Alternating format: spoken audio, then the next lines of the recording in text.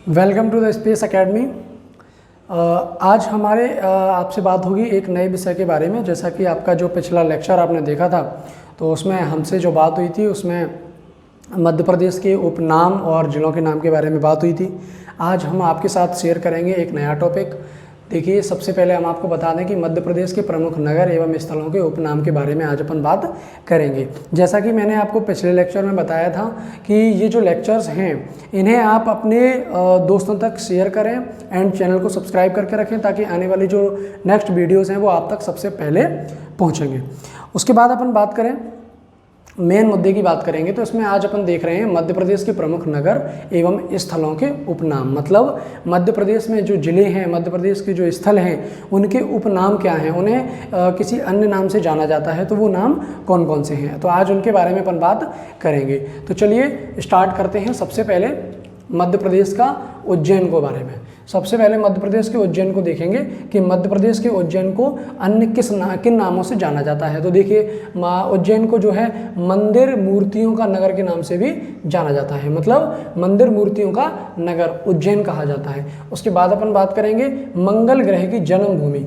तो मंगल ग्रह की जन्मभूमि किसे कहा जाता है? उज्जैन को। ठीक है। उसके बाद अपन बात करेंगे मध्य प्रदेश को जो है पवित्र नगरी के नाम से भी जाना जाता है। जैसा कि आपने पिछले लेक्चर में देखा था, मध्य प्रदेश को महाकालेश्वर नगरी या महाकाल के मंदिर वगैरह हैं, मंदिर मूर्तियां हैं जो सबसे ज़्यादा उज्जैन में स्थित हैं, इसलिए जो इसे मंदिर और मंदिरों की मूर्तियों की नगरी कहा जाता है। उसके बाद इसे मंदिर मूर्तियाँ अत्यधिक मात्रा में होने के बाद या अत्यधिक मात्रा में उपस्थित होने के बाद इसे और पवित्र नगरी के रूप में भी जाना जाता है। ठीक है।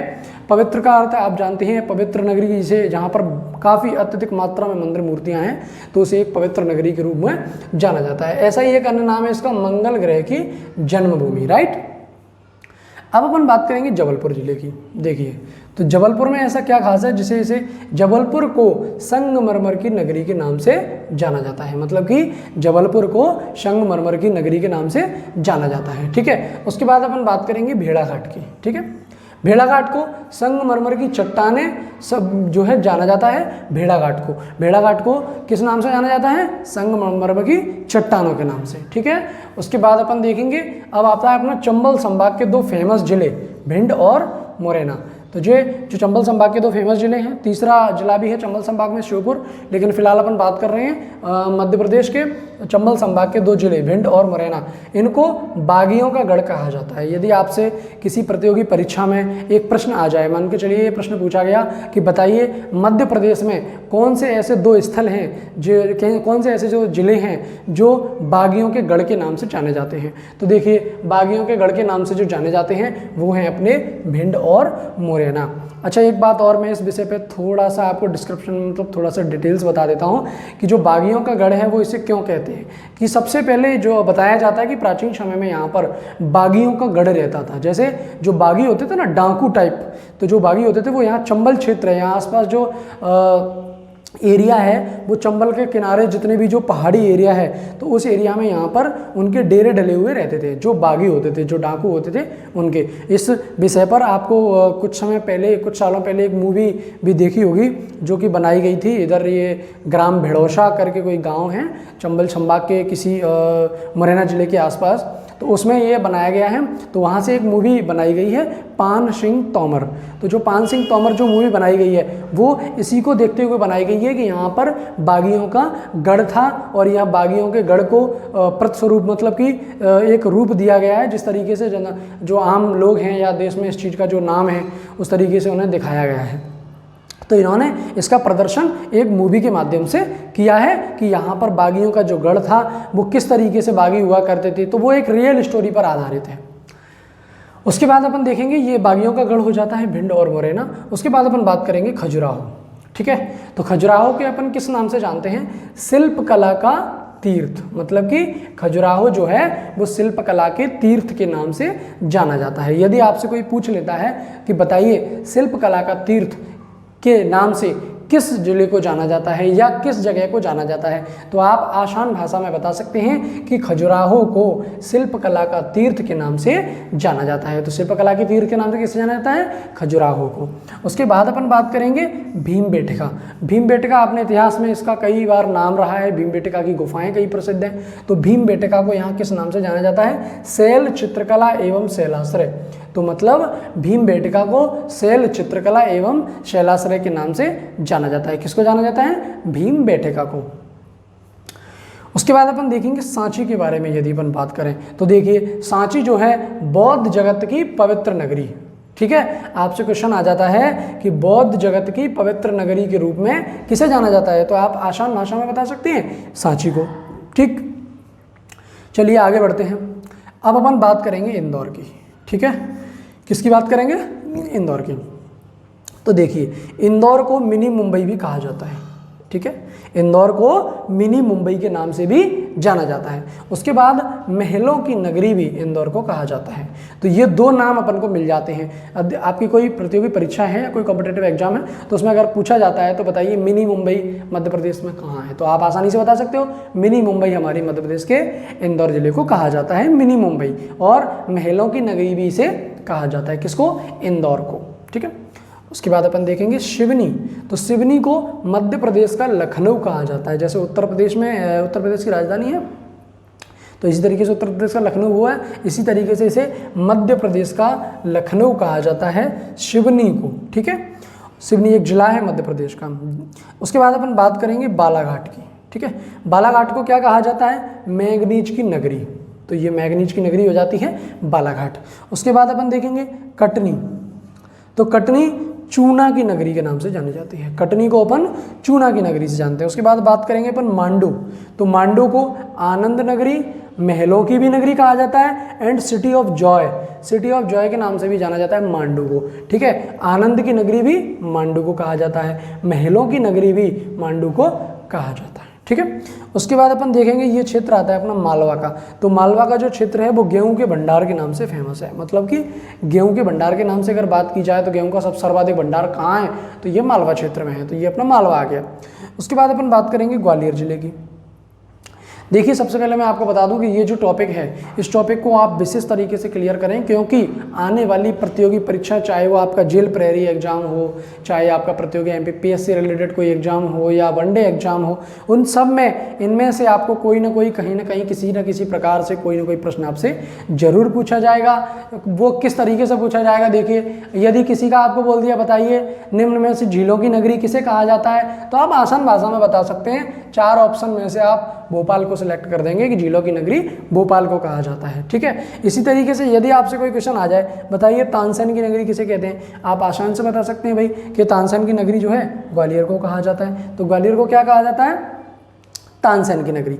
उसके बाद ग्वालियर को जिब्राल्टर के नाम से भी जाना जाता है। भारत का जिब्राल्टर के नाम से ग्वालियर को ग्वालियर को जिब्राल्टर के नाम से भी जाना जाता है। उसके बाद अपन बात करेंगे मेहर की, ठीक है। तो मेहर को किस नाम से जाना जाता है भाई? संगीत की नगरी। तो संगीत की नगरी से जाना जाने वाला स्थान मेहर है। कौन सा है? मेहर। उसके बाद अपन देखेंगे नेक्स्ट टॉपिक, झीलों की नगरी, ठीक है।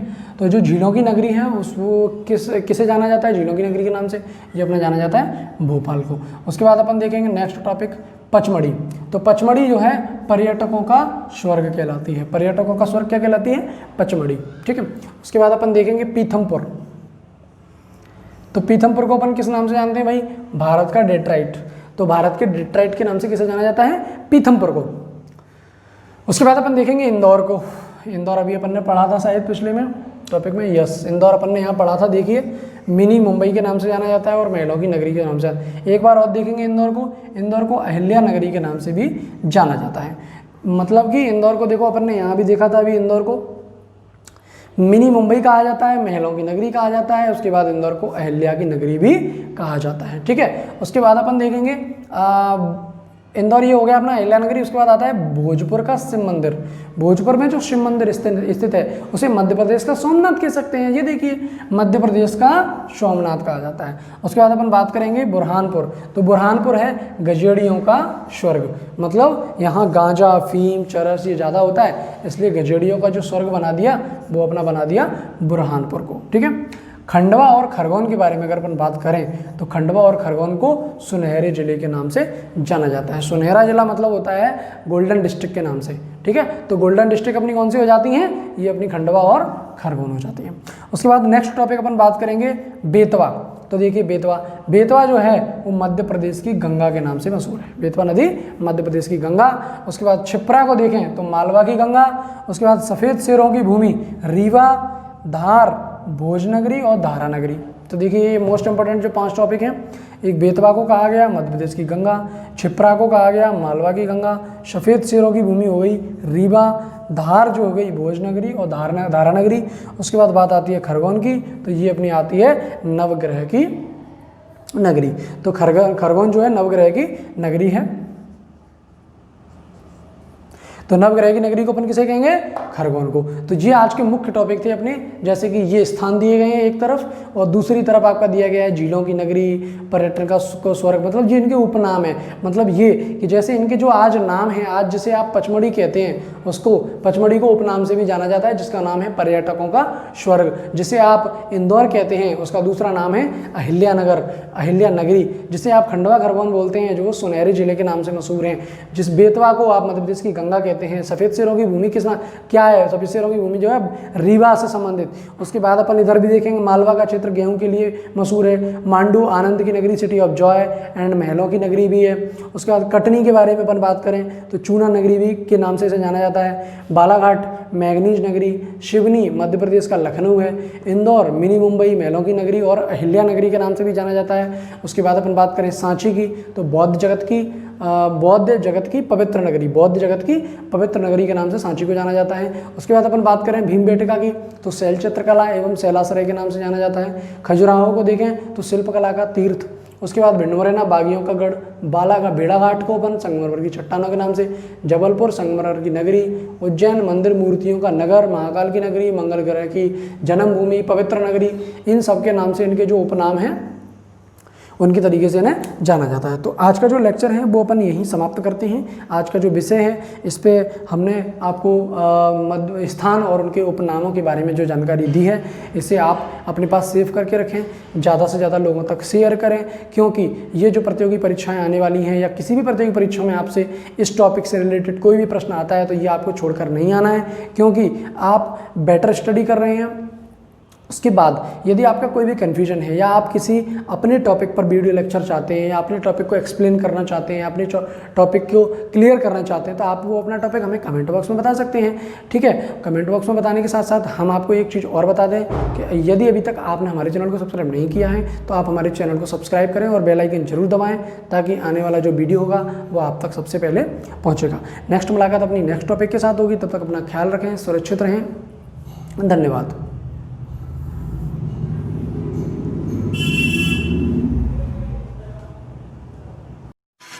Keep it real.